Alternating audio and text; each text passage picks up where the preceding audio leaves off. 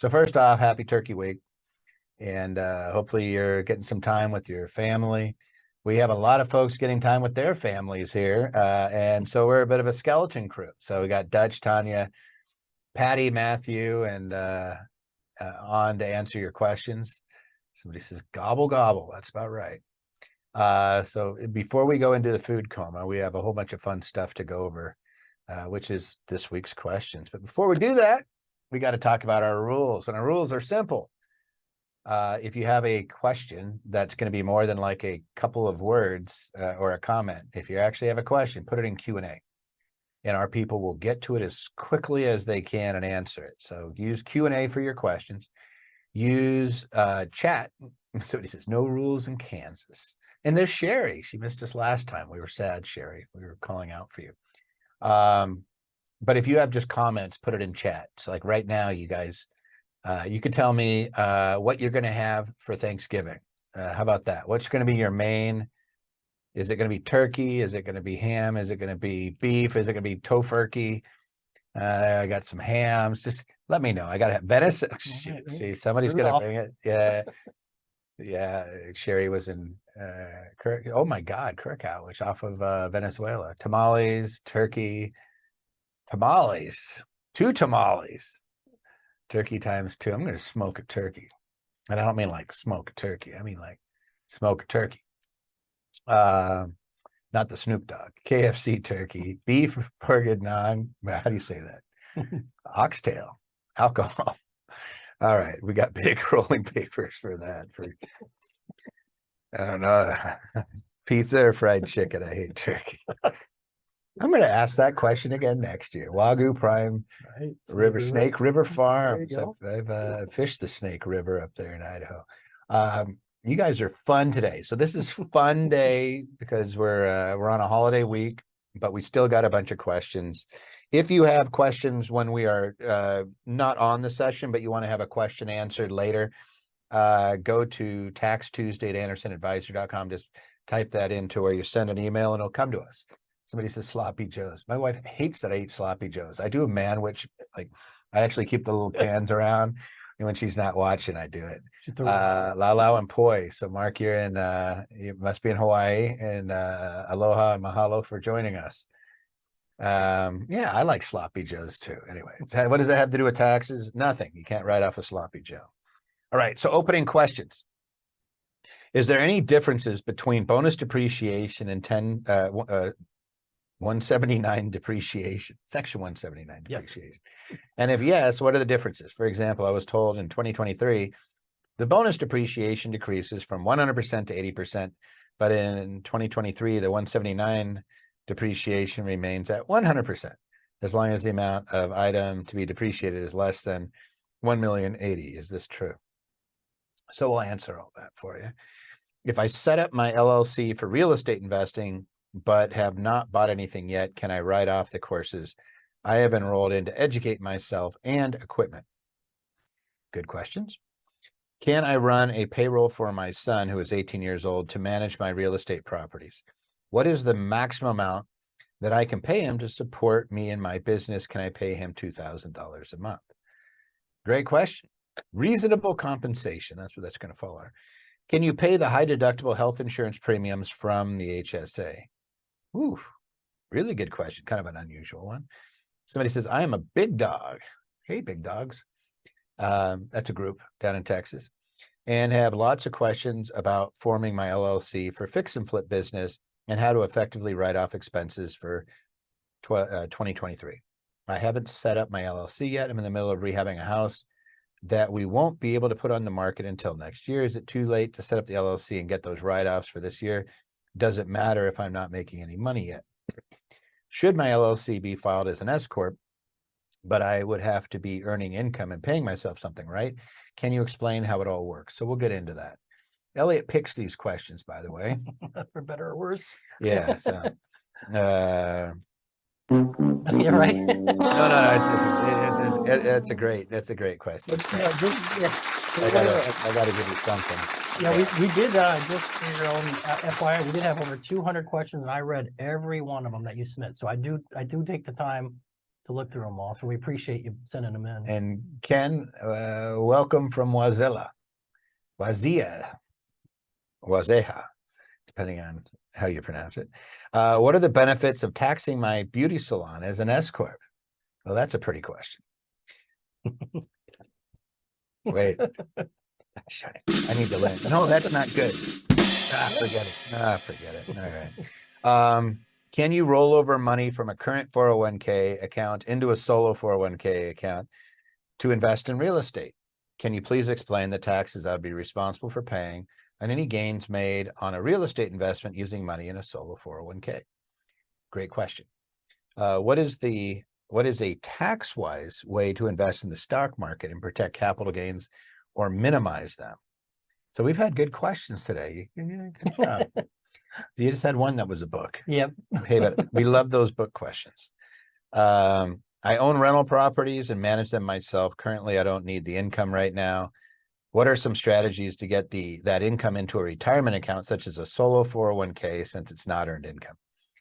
I'm looking for tax treatment benefit of a DST.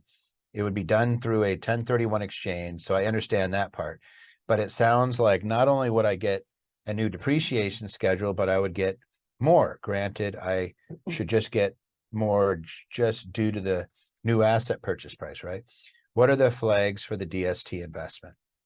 So I imagine they said red flags, but we'll get into all that. Are those all the questions? That's it. Ooh, there's going to be some today. Yeah, we're going to be working. Number one, we are starting to break these questions out and post them into YouTube. So you'll notice that there's more stuff coming out on almost on a daily basis now off the channel, but it's absolutely free. Please subscribe. If you haven't subscribed, go there and just subscribe real quick right now. It helps us. Gets a little more reach. We don't charge for this stuff. And what we're trying to do is spread out good information. For example, today I had a wonderful guy trying to tell me about how you don't have to pay taxes on anything when you use a irrevocable trust and you use the they always say you don't have to pay tax on capital gains under a section of the code. And I'm always like, hey, that's not actually the case. Maybe if you had a simple trust, but not in a complex trust. They always miscite the section, and then somebody says it's a dividend and it's not taxable and you don't have to pay tax ever again. And everybody knows this, that's smart and is really rich. And I always point out that's how you go to jail. And how do I know? Because I had a client get pitched one of those. And he came to me and said, this is what I just bought. So I wrote lots of letters to the wonderful accountant and the attorney that set it up. And I said, not only is my guy not going to do it, but that's a crock. Somebody says, somebody nuts, stop it. You guys are being mean to my photos. Yeah, there are a few Toby photos on there. I'll give you guys photos of my cats. That's used to be the bribe. But anyway, so my client, I rattled on the cage, tried to get their money back. These guys went in hiding. Had them file a whistleblower complaint, and lo and behold, they get indicted. They're not my client, but the guy that was running this whole scam. And yeah, every now and again I see these. So YouTube, it's kind of fun.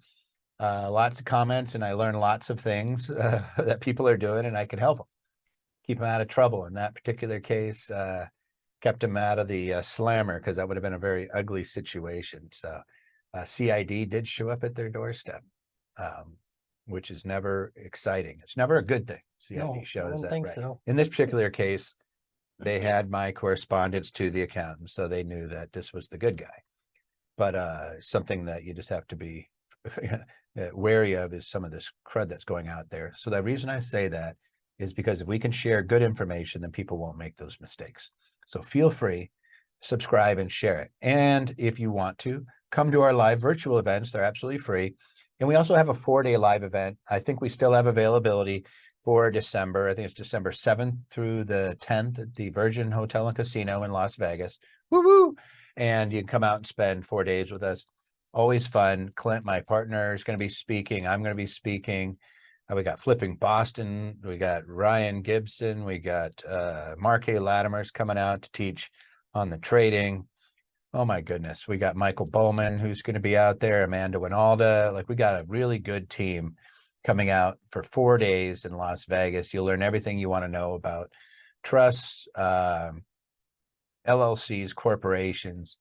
different ways to make money in real estate. In this particular case, it's going to be everything from multifamily to storage, to single family. I know Aaron Adams is going to come out again. And it's always fun to hang out. Sherry, yes, we would love to see you too. And somebody says, Joanne says, I'm coming out to Vegas and it'll be fun. You get to actually put, hey, here's people. Look, we're real, not always through a screen. And you're around a bunch of like-minded people who really do want to make a difference with their investing. All right. So you can always go, there's the YouTube. One of these days we'll get these in order correctly. I'll go back one. There's the YouTube. And if you want to join the YouTube, go to this link right here, aba.link/YouTube. Enough of that. Let's jump into questions. Is there any differences between bonus depreciation and 179 depreciation? And if yes, what are the differences? For example, I was told in 2023, the bonus depreciation decreases from 100% to 80%, but in 2023, the 179 depreciation remains at 100% as long as the amount of item to be depreciated is less than 1,080,000. Is this true? Yes, that is true. There is a difference. They are completely different, though easily confused, and you can use them together. There's not a whole lot provided in the code itself about using the two together, but I'll get into that in a second. You pointed out correctly here that 179 doesn't change. You can use it. I think the biggest difference is you can use 100% of the 179, but it can't create a loss. And that's the big difference. I think the biggest difference between that and bonus depreciation. Bonus depreciation can create a loss. That's why you haven't heard a whole lot about 179 for the last couple of years, because we had 100% bonus depreciation. Well, anybody would rather take that to get that loss to offset other income on the return. That's why 179 kind of disappeared, if you will, for a while. It's still been in the code, but nobody was using it. Now, as we start to see that bonus depreciation slide from 100% to 80%, 60% next year, we're going to start hearing more about 179. And how the two work is basically the commentary out there that I've been able to find and a lot of research in this. 179 has to be used first. And again, it can't create a loss. And then you go to the bonus depreciation. That is absolutely right, except that the on 179, it's an immediate deduction. I don't know, they wouldn't call it accelerated depreciation, right? You would just call it a immediate expense. Yes. Where anything that's equipment or off-the-shelf software, you can write off. This is where you see the gross vehicle weight, the 6,000 pound gross vehicle weight vehicles, where they write them all off. That's under, there's considered equipment under 179. The other thing you can write off on 179 that you can't on bonus depreciation is HVAC with commercial properties. Things like roof, HVAC, and some of those components can be immediately expensed under 179, but not under 168. The other thing is 179 is actually, I think it's 1.16 million this year. It's indexed for inflation. It's set to go up again next year. And there's a phase out over $2 million. I forget the exact, but it starts to phase out. The more that you're expensing, you lose that 179, and then you have to use the 168K. And the bonus depreciation is 168K, just to be clear. So when I say 168 versus 179, again, you can use them together. There are some caps over what you can use. Like there's a maximum for non-equipment, for like passenger cars. I forget what it is, like 20,000 that you can write off in any given year under 179. Then you can bonus depreciate the difference, and then you can regular depreciate the difference. So if you buy a passenger, like a vehicle, you could get, let's say you paid 50,000 under 179, you might only get 20,000, but then you bonus 80% of that difference, that 30,000, what is that, 24,000? So now you're up to 44, and then you're writing off the remaining 6,000 over 5 years. You're going to be close to $45,000 of deduction in year one by using them together as opposed to just losing. So yes, there are some benefits. There are definitely some differences.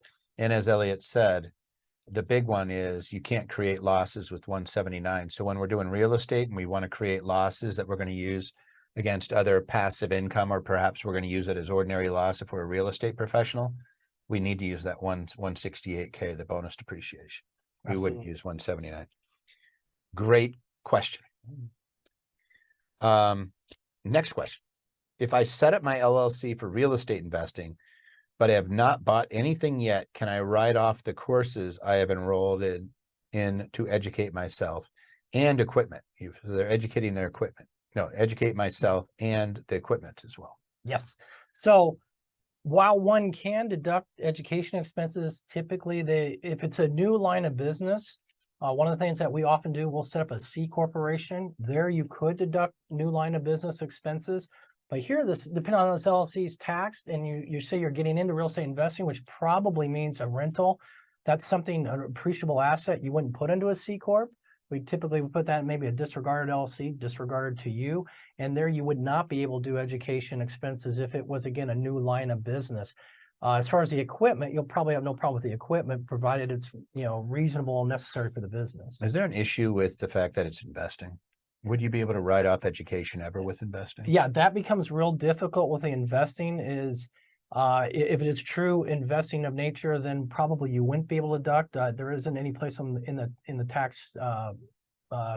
tax returns to deduct something like that.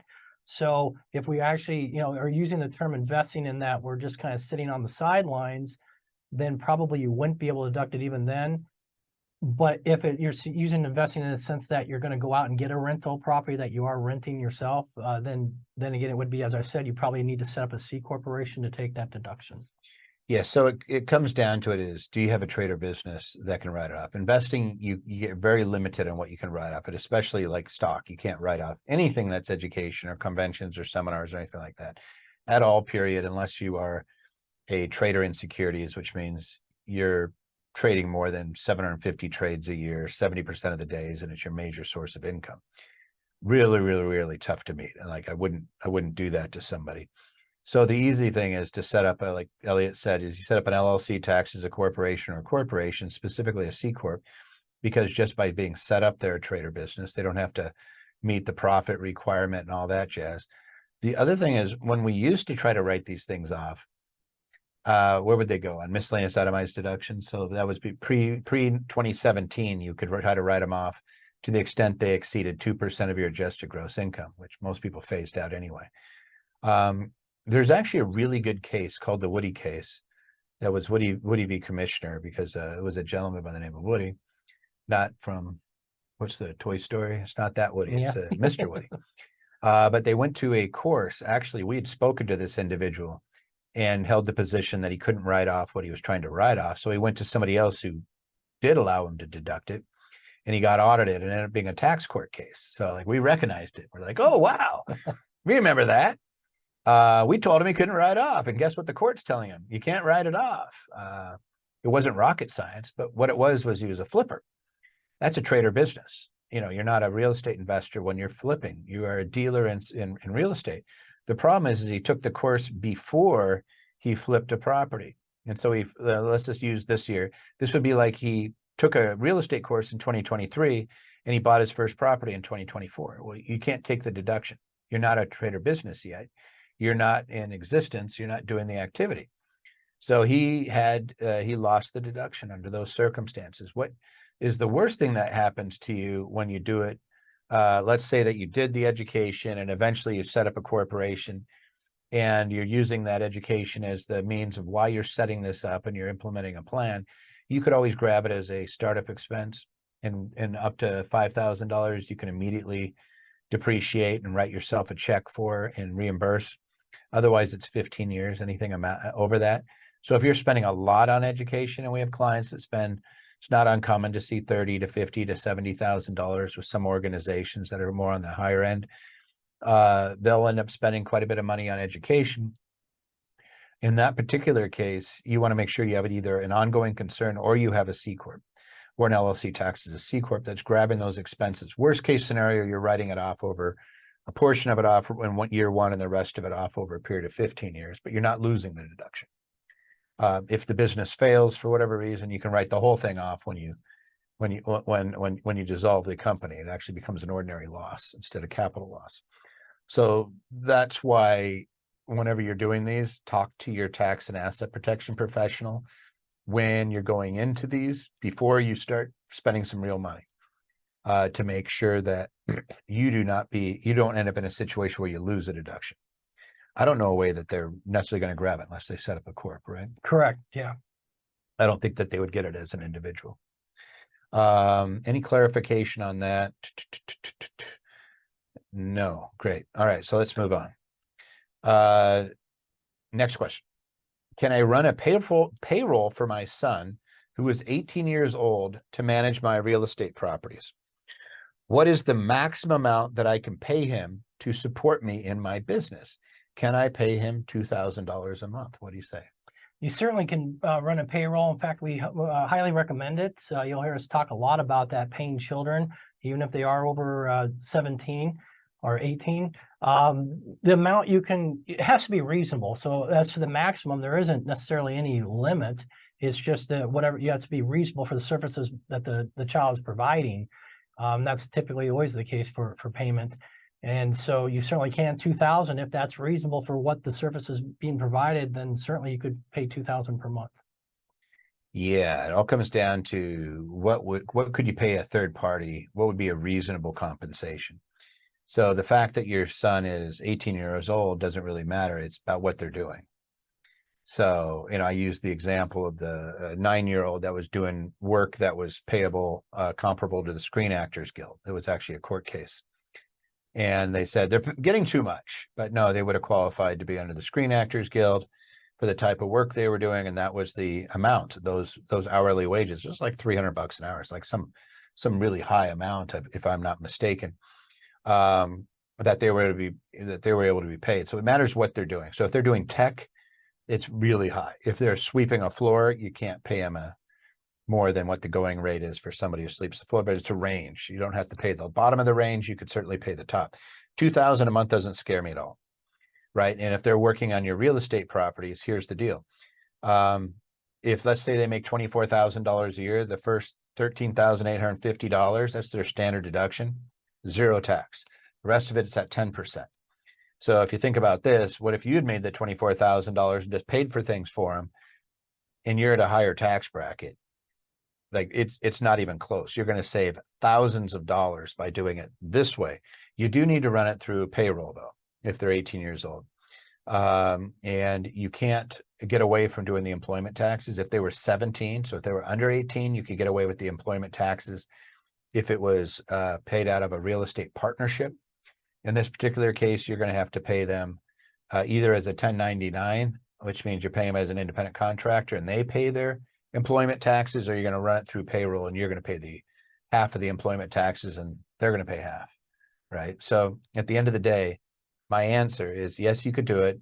I'd probably run it through payroll once a year, twice a year, 4 times a year, whatever works for you, and pay them that way. But it's a great way to save money. And I would just add, Toby talked about this. I don't remember when we did the tax plan, if that was last week or earlier this week. It goes so fast. I think it was last week. Make sure we get it paid before year end. Okay. We always run into this problem. December 31st comes up. Don't wait that long. Make sure you have plenty of time to find a payroll service to help you out. That's not last minute, because they're going to ask you for a lot of documents probably, et cetera. So maybe, late November. It was last week, and it's for our tax clients. We do year-end tax planning events, and we also do tax-wise business ownership, which is, what are they doing them every other week? Yes. Yep. We talked about that a lot, and that's a big thing. I can't stress enough. Get it paid before year end. Year end. So you want to get it out of this tax year where cash basis taxpayers, which means you write the check before the end of the year. It's good, even if they cash it the following year. Yep. Which, by the way, is a great way to get an expense. So like if you have a landlord, this is silly. I don't even know why I'm going down this, but you could prepay expenses that you would incur in the next 12 months. It's a safe harbor. So if you have a bunch of profit this year and you're like, oh my gosh, I got all this money, pay something ahead of time. So like maybe pay your lease a year in advance, let your landlord know, but write that check on December 30th and mail it. And then they deposit it in January. They pay tax in 2024, you get a deduction in 2023. It works. Fun stuff, but this is all about them kids. Get them kids working. It's better than just like if this 18-year-old, like you're paying for their college, stop it, pay them and let them pay for their college, because now you get a deduction. And that's what it comes down to. Next question. Can you pay the high deductible health insurance premiums from the HSA? So a lot of different opinions on this one. I see it. I've seen commentary both ways. I think it may depend on the type of premiums. I know there's some you can, certainly your you have Medicares and things like that. I think it's B&D and Medicare Advantage. I'm not so sure, Toby, if you know exactly about the high deductible plan and premiums, whether or not that can be or not. Yeah, you can pay any Okay. deductible, anything that's out of your pocket. You can absolutely pay it Very good. out of an HSA. And the reason you do this, an HSA, triple threat. If it's a high deductible plan, which means if you're single, the deductible is $1,500 or higher, and there's a maximum out of pocket. I think it's around $8,000. If it's a family plan, I think what are you 3,000 $3,000. maximum deductible, and what is it? 15. 15. So there's some simple rules, and most insurance companies are going to make sure you fit within that rule. Now, here's the thing. You get a deduction if you put money into an HSA. I think it's what, 7,500 this year. Do you know the exact amount? I don't, but it's in that ballpark. For a family, it's high. For you, it might be 3,750, something like that. You would just look at HSA amounts, but it's deductible to you. So I get a personal deduction, just like an IRA. I can fund my HSA. I think I have until April 15th, but you want that plan in place. And now, if I write and use that plan to reimburse myself, ordinarily, I would have to exceed 7.5% of my adjusted gross income, and I would have to itemize deductions in order to actually get a benefit for my medical expenses. By doing an HSA, I get to write it off right away, and then it can reimburse me. It doesn't have to reimburse me before the end of the year either. It can reimburse me at any time. As long as I have an HSA in place, I could reimburse myself. Let's say I had an HSA in place last year. I could reimburse myself out of that HSA for last year at any time. But I get a deduction for putting it in the HSA. The HSA, as it grows, and I could just, I could trade it myself. I could do a self-directed HSA and do other things. But as it grows, there's no tax. And then as long as I use it for health coverage, health expenses, including my deductibles or copays, I don't have to pay tax on that. So that's what we call a triple threat. And there's I don't know of any others that are like this. I get a deduction going in, I get tax-free growth, and I do not have to pay tax on any of it in the future. So let's say you're single and you put $2,000 in an HSA. You're like, Toby, what's the benefit of it? Let's say you're in the 24% tax bracket plus your state. So maybe you're looking at 27% or 30%, just make the math easy. You would get a $600 tax benefit. And then I use that $2,000 to pay the deductible. I just got a $600 benefit. I just got 30% off or whatever it is, right? That's all you have to do. And you can set up an HSA for free. You go to Fidelity or any of these major brokerages. I have one at Fidelity. And I traded like crazy. I had a huge return in 1 year. I thought I was a genius, right? And I'm just sitting here, and what could I use that? At any time that plan is active, I can reimburse any of my medical expenses. So I'm not doing it because I'm letting it grow, but it's getting bigger and bigger and bigger every year, the amount that I could spend. So it ends up being great. And people are worried about somehow they're going to have to pay the, I'm going to have to pay tax on it if I have money left over. Yeah, you're not going to have money left over if you use it, unless you just blow it, and then that's at least your problems. You'll probably end up paying tax on it. I think if you get over a certain age, like 65, there's no penalty. You just pay the tax if you take it out for any other reasons than health. But for the most part, if we're using it on health expenses, and we all have them, you never pay tax ever on the contribution or the growth on it or the withdrawal. Triple threat. Pretty beastie. Absolutely. And just a little bit more, a real popular question we've had in the last 2 weeks is, a lot of our clients have maybe a C corporation with a medical reimbursement plan 105. We get asked a lot, can you use them both? And typically, if you do have both of those going on, the code will basically say that you do have to spend up to the deductible amount first, and then you can start using your 105 plan. Alternatively, you could have your 105 plan, what we call limited, where maybe it can only be used for things such as vision or dental, things that typically wouldn't be used under the HSA. And so those are two ways that you could use both of those plans. All right, I just used the internet and it's so omnipotent. The self-only amount is $38.50. That's how much you can contribute. individually, and as a family, it's $7,750. So Nice. that's the max Amy was asking. You have now received, that's for 2023, and it is index for inflation. So we like that one. We're going to have to do some thank you, Congress, for doing something right. not being turds. So you get the non-turd award, Congress, for doing that one. All right, next question, which is hard for them. It probably was like, They've probably spent hours. What are we doing this for? And add an extra $1,000. Yes, if you're over, I think it's 50, you get to add an extra catch-up of $1,000. So you're over 50? Yes, I am. Damn, am you I'm old? AARP or You whatever. old. I am. I am too. Not gonna. Yeah, I'm okay with that. Patty's way over 50. I was glad I made it. Oh so my far. gosh, Patty says I'm older. All right, let's go to the next question. I can't read that. I'm a big dog, and I have lots of questions about forming my LLC for a fix and flip business and how to effectively write off expenses for 2023. I haven't set up my LLC yet, and I'm in the middle of rehabbing a house that we won't be able to put on the market until next year. Is it too late to set up the LLC and get those write-offs for this year? Does it matter if I'm not making any money yet? Should my LLC be filed as an S-Corp, but I would have to be earning income and paying myself something, right? Can you explain how it all works? Oh my God, that's a big question. There's a lot packed in here, and that's why I picked it. First of all, the one thing I want to get to is we're in the middle of rehabbing a house. We don't have the LLC set up yet. There's probably not a more dangerous time for getting sued just from an asset protection standpoint.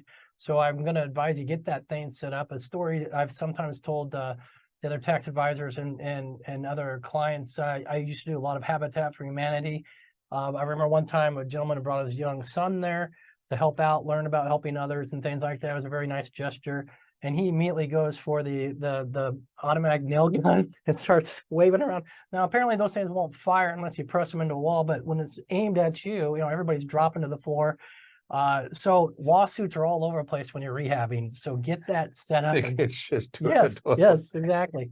And I remember that from the Wesley Snipes movie, one of my favorite ones. He does that, and the guy. Yeah, the They don't shoot, right? You have to push him into right. something. Well, it did in the movie, but anyway, get that set up, that LLC, get it in there. Don't mean to scare you, but this is a hazardous time right now for that.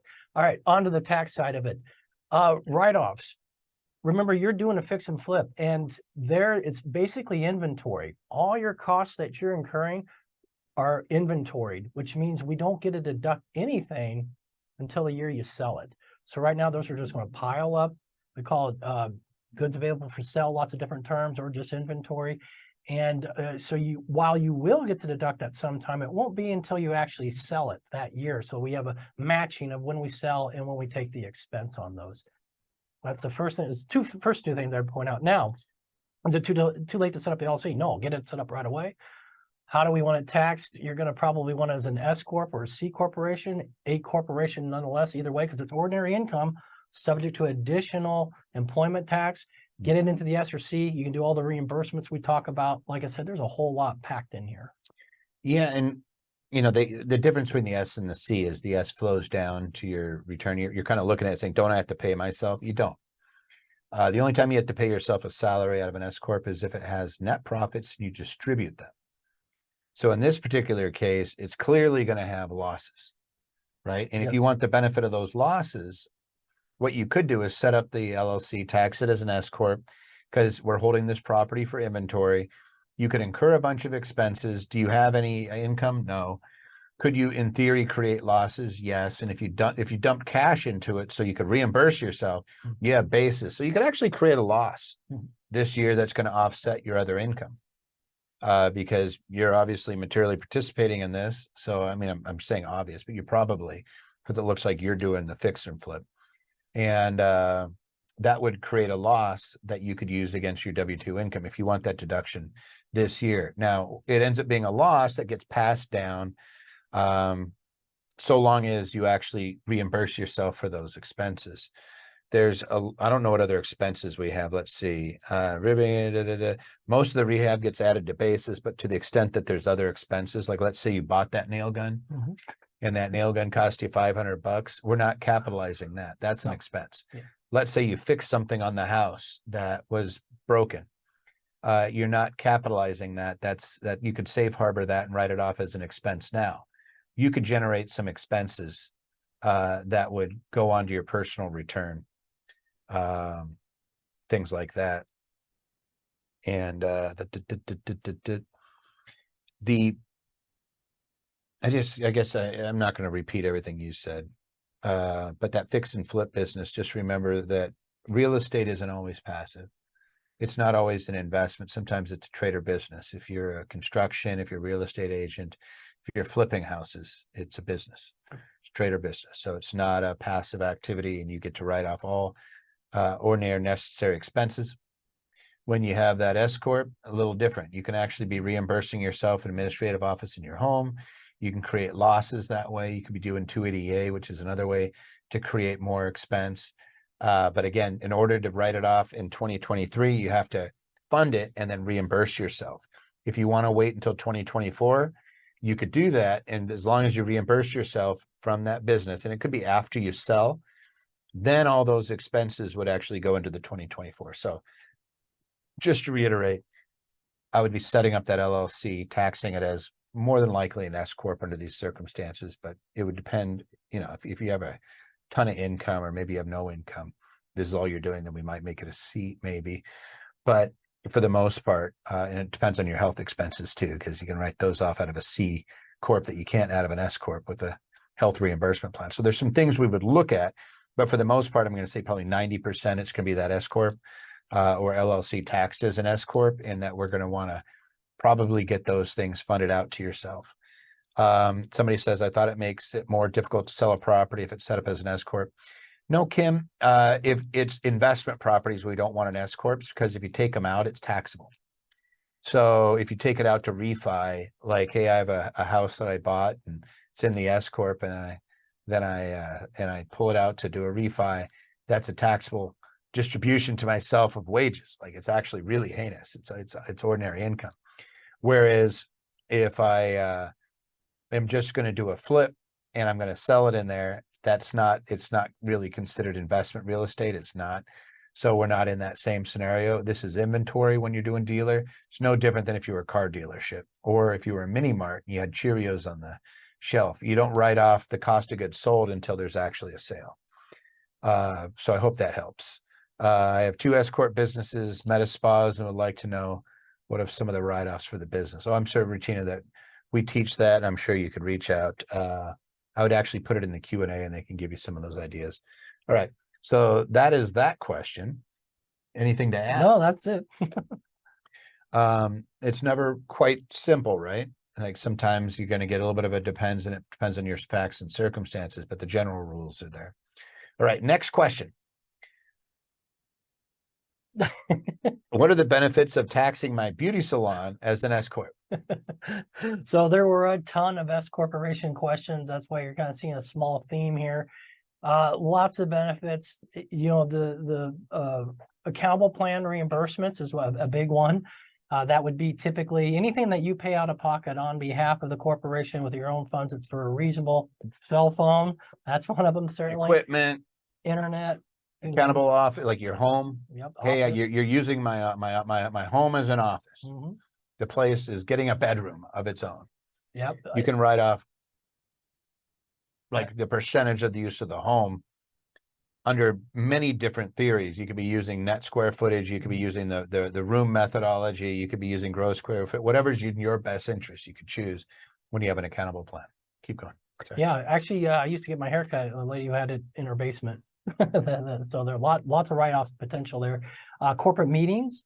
Also an S corporation, if let's say you had $100 of income, it would ordinarily, there's 2 ways of basically getting paid besides the reimbursements. A reasonable wage, which we talked about way back in the beginning of the show, and then basically what we call the distribution. That's anything else of that $100. Reasonable wage we got paid, maybe that's $30. The key about the other 70, that amount you take out, it's not subject to employment taxes. That's 15.3%. So whereas if it was a C Corp and you did all $100 as a W-2, you're going to get iced with the 15.3 between the Corp and the and the employee. So S corporation has a lot of benefits. Yeah, and I'm going to hit on a couple that are unusual, which is number one, if you are taxed as an S corp, your audit rate drops by about 800% versus its same circumstances. So let's say you're a sole proprietor and you're making $100,000 net as your beauty salon. Your audit rate is what, 1.4% versus 0.025, like it's a fraction of a quarter%. So it's thousands and thousands of percent higher likelihood to get audited, and they lose their audits 94 to 95% of the time statistically. And when I say they, sole proprietors. If we make that same $100,000 in an S corp, there's going to be things that we get to write off that we don't get to write off as a sole proprietor. The most obvious is when you're a sole proprietor, you can only write off your business use of your technology, and you have to track it. You only get to write off the business use of your car, the business use of your computer, the business use of your home is the home office, which is $5 a square foot in a safe harbor. Mm-hmm. Like they have a lot of restrictions. In S corp, you eliminate those restrictions for the most part. I'm able to say, am I using this for the benefit of the employer? If it is, I reimburse the whole amount. For me and anybody else that's working in my family for the company. If I have a computer, reimburse the whole amount. If I have an administrative office in my home and it's got a TV in there, or, so let's say that it's the case with of your situation where you're going into somebody's home and they have the salon there, you're writing off, let's say it's 20%. Let's say that you have a 3-bedroom home, 3-bedroom, 2-bath, and you got 2 big areas. You have your kitchen area and then you have a living room. I would count that as 5 rooms. So one of those five is 20%. I would write off 20% of your property taxes. I'd write off 20% of your mortgage. I'd write off 20% of the insurance, 20% of the what? The outdoor areas, because you have foot traffic coming in. People coming in, you get to do landscaping. If I have a cleaner, it's 20% of that. I even get to depreciate the home. I get 20% of what it would have been on depreciation. The IRS gives us a schedule there. So I've done the math on this a number of times. It's about 10 times more of a deduction. So if you would have written off $500 as a sole proprietor, you're going to write off $5,000 as an S or a C corp, probably an S corp in this case, because you can do an accountable plan. Because it's an accountable plan, you can also get an extra $5,000 to $1,000 a month deduction by having your corporate meetings in that home. Now, can it be by yourself? No, I would not do that. But what I would do is find other folks in your industry, maybe do continuing education. Maybe you come over and watch a Tax Tuesday once a month, right? And you're all learning and you're saying this is our continuing education, or maybe you're doing classes, or maybe doing meeting, talking about marketing, whatever the case, you can reimburse yourself the fair market value of what that accommodation would have cost in your market. So what we suggest is that you price out 3 hotels where you could get a meeting room that's of equivalent size to wherever you're going to have your meeting. Maybe it's going to be your kitchen area. Maybe it's going to be your living room. Maybe you're going to use a TV. Maybe you're going to have refreshments, and get an equal pricing. We've been doing this a lot. We've defended this twice in the last 23, 24 years under audit, won both times, because it's very, very clear. This is called 288. You can reimburse yourself that value for your house, or you rent it to, technically you're renting it to the corp and it's paying you, but you don't have to recognize it as income if it's 14 days or less. So 14 days or less, you do that. So once a month you do it, you're fine. You get to have that money tax-free and it's deductible to the company. So let's just say that's an extra $6,000 a year. So that S corp all of a sudden starts lowering our tax. And then, as Elliot said very well, S corporations, you only pay employment taxes on the amount of wage you take, which is generally about 1/3 of the profit. So if we had a sole proprietorship and they made $100,000, your tax after a small deduction for half of the payment is $14,100 for employment taxes alone. That's old age, disability, and survivors of Medicare. So it's $14,100 plus your federal taxes plus your state if you're a sole proprietor. Now let's go to the S corp. S corporation, it's not $100,000 anymore because we just wrote off a bunch more stuff. Let's say it's $80,000. Now let's say that you paid yourself $25,000 as as a salary. You could defer that whole amount, by the way, into a 401k. But let's just say that you paid yourself that money. You're going to pay employment taxes. You pay half, the company pays half. So ultimately it's the same thing. It's 14.1% when you do the math. So you're going to pay, I should do this, 14.1 times, let's say that it was, what did I say? It was 25,000 times 0.141. So $3,525 versus 14,100. Because once you pay that, you're done. All the profit, you could take that profit out, or you could leave it in there. It doesn't matter. It's going to come down. It's not going to be subject to employment taxes, whether you take it out or leave it in there. So you just saved yourself $11,000 just by making that one S election. Now, here's the thing.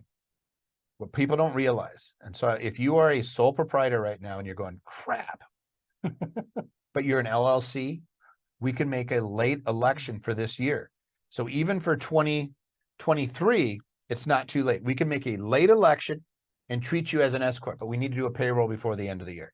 And it could save, I just did one of these today. It saved the guy $9,000. So I was like, cool. And his accountant, like, because sometimes we're doing the taxes, not everybody. And the accountant was like, whoa, you can do that? And it's like, yes, there's a revenue procedure that allows us to do it. It has to be an LLC, and we make a late S election. I think we're doing the 2553 with a late rev proc across the top. You get it almost automatically. Boom. Tax in your pocket. Plus you get all those other, like it's going to save you a ton of money. Every time I hear an accountant go, hey, but it's more complicated. Yeah, most things that pay you a bunch of money tend to have a little bit of complexity to them, but it's not rocket science. This is actually really easy stuff. Any good accountant's going to know how to do it. Or if they don't do business, they will learn how to do it in about 10 minutes. It's not hard. It's actually really makes sense. That's why you talk to people when you're setting up your business that do business. Like, don't talk to the guy that's down in the corner doing a bunch of individual returns, or don't do the chain preparers. They're horrendous. Just like their accuracy rate, they've done studies. Yeah, that's awful. Treasury Inspector General did a study on their accuracy rate on small businesses. Do you want to know what it was? Oh, it's under 10%. Yeah. It was 0% for the chain preparers. For small accountants, it was 4%. That was their accuracy rate. It was horrific because nobody learns how to do it. You learn it by doing it. So you better learn, like, you better work with people that do it all day long, that have that niche, and then you get to save yourself a bunch of money. But yeah, you want to be that S, or you want to be a C, depending on your situation. And for a beauty salon, you got all those expenses. I know that the Dyson, I know all these people, yeah, it's like $500. They're quiet though. They're so quiet. I'm going to do that. And the curlers that Elliot uses are really expensive, right? But so I think to sum it up, there are a few benefits. Is that what we're saying? there's a few benefits. All right, move on. We could talk about that all day long. Next question. Can you roll over money from a current 401k account into a solo 401k account to invest in real estate? Can you please explain the taxes I would be responsible for paying on any gains made on a real estate investment using money in a solo 401k? What do you think? Yeah, so I picked this one because I think there's a lot of confusion going on here. Can one move from a 401k to a solo? You could, but if it's with your current employer, typically they won't let you move that until you leave that position. And once you go out, you retire from there or whatnot, then you could move it over to a solo 401k. But generally speaking, if you're still employed somewhere, they probably won't let you move it over. And so no, you would be limited in being able to invest in real estate. But once it got to the solo, yes, then you can. If you have a properly set up solo 401k, we really max ours out as far as options here at Anderson with solo 401ks that we set up. They're not all created the same. And as far as the taxes, again, there aren't any unless you happen to be going from traditional into a kind of a Roth type 401k and you're doing some kind of rollover. In that sense, you might pay some tax, but otherwise there isn't any taxing gains when we're in a retirement plan of any nature.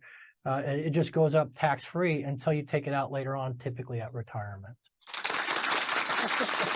That was a good answer. That one right. Yeah, no, you nailed it. So if your employer does have it, it's called in-service rollover. So if I can do an in-service transfer, then you can move it into another 401k. Most don't allow it. Ours do, but most don't. But yeah, then you put it into a solo 401k, which means it's you, a business partner, you and a spouse that are the only owners of a business or only employees of the business. Excuse me. It has to be the employees. And you could roll that right on in there. And if it's self-directed, like Anderson, it's wide open. You can absolutely, you get to choose what you invested in. A lot of places, like if you open up at a brokerage house, they only let you buy securities. That's why you can't do real estate in it. But when you do it with a group that has their own plan, like, so you would adopt the Anderson 401k, then it's our Anderson 401k prototype plan, then you would adopt it. Then you could absolutely invest in real estate. The only thing that I would change a little bit is the gain, it's exempt. So even in a 401k, you can have debt and it doesn't change things. That is not the case for an IRA. IRAs have UDFI, which is unrelated debt finance income. If you have debt and there's going to be a tax bill, if you're making money leveraging your real estate, that does not happen inside of a 401k. Inside of a 401k, you can have debt. So there's no tax in there. It's exempt until one thing. You take it out. So if you hit 73 and you start taking withdrawals, now you have to be cognizant. If all you have in there is real estate and you're getting partial interest of that real estate, it is taxable. So that amount is taxable as ordinary income to you when it comes out. It's a small amount. It's the required minimum distributions, unless you want to give it directly to a charity, in which case you'd have to roll your 401k into an IRA, then start giving it. Gets a little complicated, but there's ways to do it. But there's never a tax. Like, you could go nuts in there. You don't need 1031 exchanges anymore. You can just go bonkers in there, buying all the investment real estate that you want. You could say, I'm going to be Innovation Homes. I'm going to start buying all these houses all over the country, and I'm going to sell some when they go up. And you're just sitting there managing that puppy. The one thing you can't do is pick up a hammer and start fixing the house. So you always got to use third parties. You got to make sure that you're not painting it, fixing it up, or adding value to it. You can't personally do that because you're a participant and you'd disqualify the plan at that point. Yep. Capiche? So hopefully that helps. Somebody says, oh, there was a question. Let me see if I could actually, sorry guys, I'm gonna have to roll this back. Can you speak to mega backdoor Roth as a sole proprietor? You can't. I mean, I guess you could try. Yeah, sole proprietor, I suppose, could do a 401k.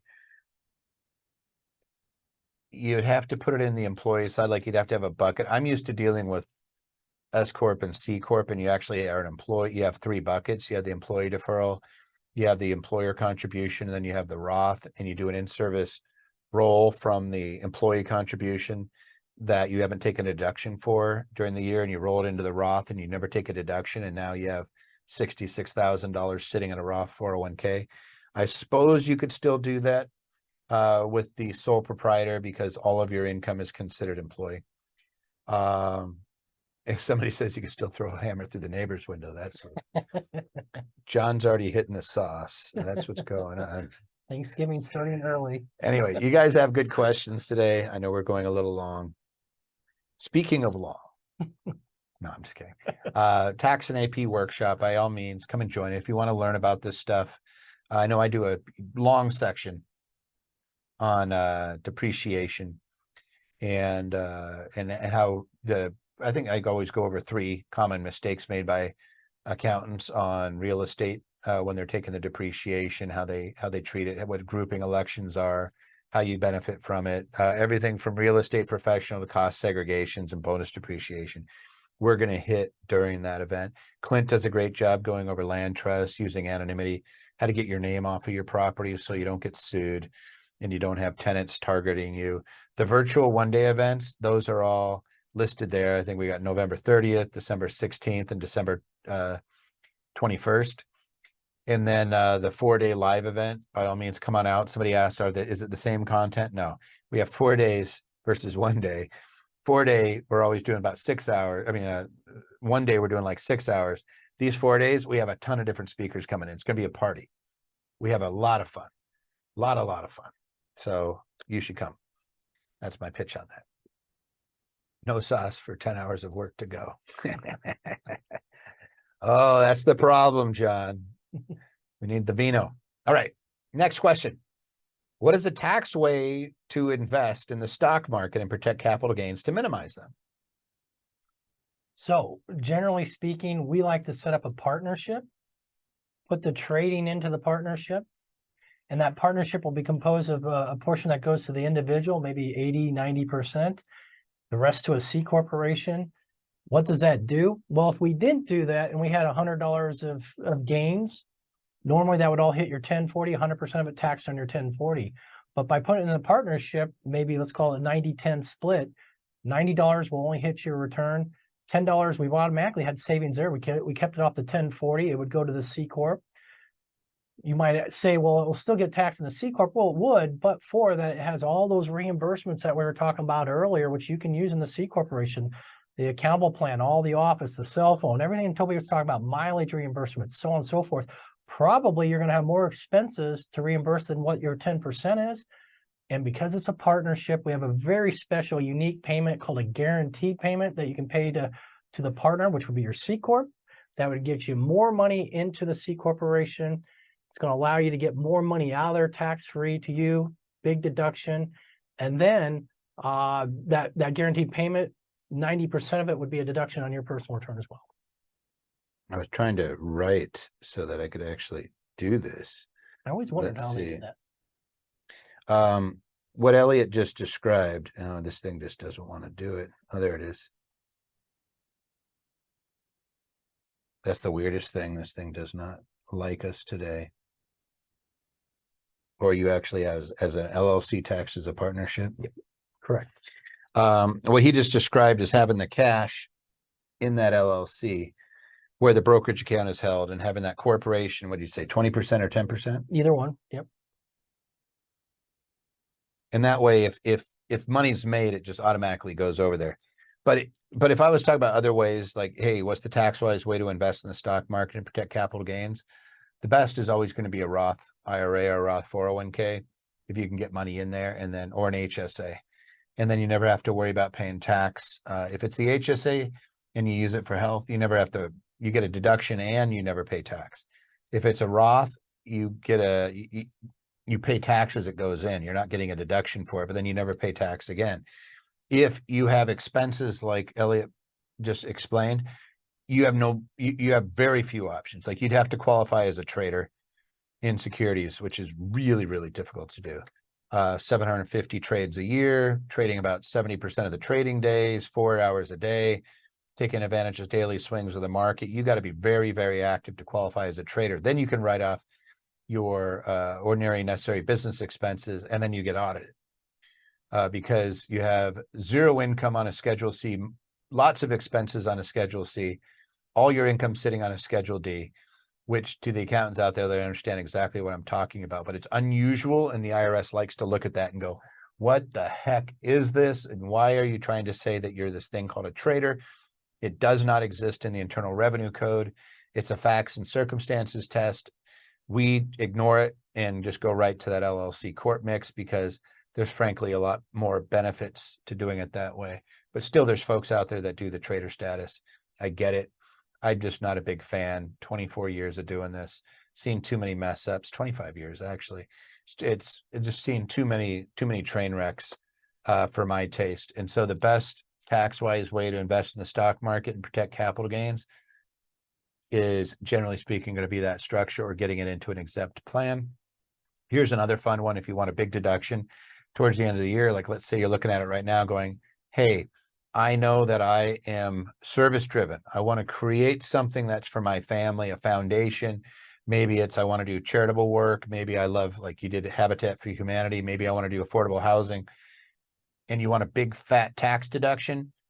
Take this, like take your appreciated stock where you have capital gains, long-term capital gains, transfer them directly into a donor advised fund or into a charity, a 501c3. Set up your own if you have to, but a donor advised fund for sure. Anderson has them, by the way. You just pop them in there. They don't cost anything. Pop it in there. You get a deduction on that fair market value of those shares, of those stocks. You get a big deduction and then it's an exempt entity. You could trade like crazy inside that donor advised fund and make a ton of money, but it's going to go to charity. That's going to go to charity. But I love exempt organizations because you never pay tax. And in the case, like what's an exempt organization? IRA, 401k, 501c3, donor advised fund. They're all exempt. Those are the best places to, because you don't have to worry. You can just go nuts and make tons of money. You never have to pay tax. That's what the rich do. I mean, if everybody who ever wonders what the rich do, they get the money out of it. They don't own it themselves. They usually have it owned by something else that's exempt or has tax advantages. Or if they own it and it's growing and it's something that they can borrow against, then they live off of the tax-free income off of the loan, knowing that when they die, the basis steps up. If there's any sales to pay off that loan, it's 0% tax. That's what the rich do. But anyway, that's it for that. Next question, because I know we're long. I don't even know how many. I don't even know where we're at. We're just 2 minutes. Oh, good. That's it. It's not horrible. I own rental properties and manage them myself. Currently, I don't need the income right now. Great situation to be in. What are some strategies to get that income into a retirement account, such as a solo 401k, since it's not earned income? Yeah, I really like this one because it's something that we probably would have to think a little bit out of the box, because if it's a rental, you're going to want it hit in your 1040, which means it's probably a partnership or a well, probably a disregarded coming straight in, which you can't have earned income, which the individual asking the question recognizes. What you could have is a management C corporation, and you do all your work for that as an employee of your management C corp. That means the C corp has to have has to earn money for what it's doing. So you shift income, rental income, into the C corporation. Now you can pay yourself a W-2 wage. You can have that C corporation sponsor the solo 401k we've been talking about all day today. You can make your contribution. You have your earned income, and you can still take advantage of all the other things we've talked about with the reimbursement, et cetera. Yep, this is what it looks like, guys. If you have your real estate, let's say down here, these are all the little, these guys down here, all the where the properties are. They're held by a holding entity. Usually we use Wyoming because nobody can see it. Nobody can take it, even if they could see it. It's great asset protection. But then you have an agreement to pay money, management fees to a C corp. Now you just took money that would ordinarily flow down to you as passive income, and we moved it over to that C corp where it can be expense or it can be paid out to you as active income and fund a 401k. That's how you do it. But you got to change the nature of the income. It has to go from being rental income to active income. And the only way I know to do that is this strategy right here. You could have that as a S-Corp too, S-Corp or a C Corp. But in either case, you're paying it a management fee to actually manage that holding entity. You want to start running your stuff, like you want to have your home office and everything else run through that C Corp. And you want to say, this is my family office. That's the way you look at it. It's my family office. This is the business that oversees all my other investments. So like I could even have, let's say that you had the trading LLC right here, and you had the ownership up to the C Corp. It could all be in that same little structure. And then when it takes money out to you, you're putting it straight into a 401k. Boom. And it works like a charm. The only thing you're out of pocket is going to be the employment taxes, because 401ks are exempt. Excuse me, they're deductible for federal and state taxes, but you still have employment taxes to get it in there. So that's the only thing you get hit with. If you're going to do all that to manage them yourself, you might as well get paid and get some tax breaks. Yep. Like it. And by the way, somebody just asked this. Yes, we post these questions onto our YouTube channel. Plus, if you are, I think if you're a member of, I know that if you're a member of Platinum, that you could see the whole thing. There's probably YouTube. I forget where we actually post. Patty, where do we post the full Tax Tuesdays, the replay? I don't think it's on, I don't think it's just sitting there. YouTube, and then they get a link. So if they registered for this, they'll get that. It's not available to the regular public. It's only the people that actually, it's for you guys. You'll get a link to the whole thing, but otherwise I post the individual questions on YouTube over the next 2 weeks. All right. Last one. Really? Yep. All right. We're rocking. I am looking for a tax treatment benefit of a DST. Stands for a Delaware Statutory Trust, not a deferred sales trust.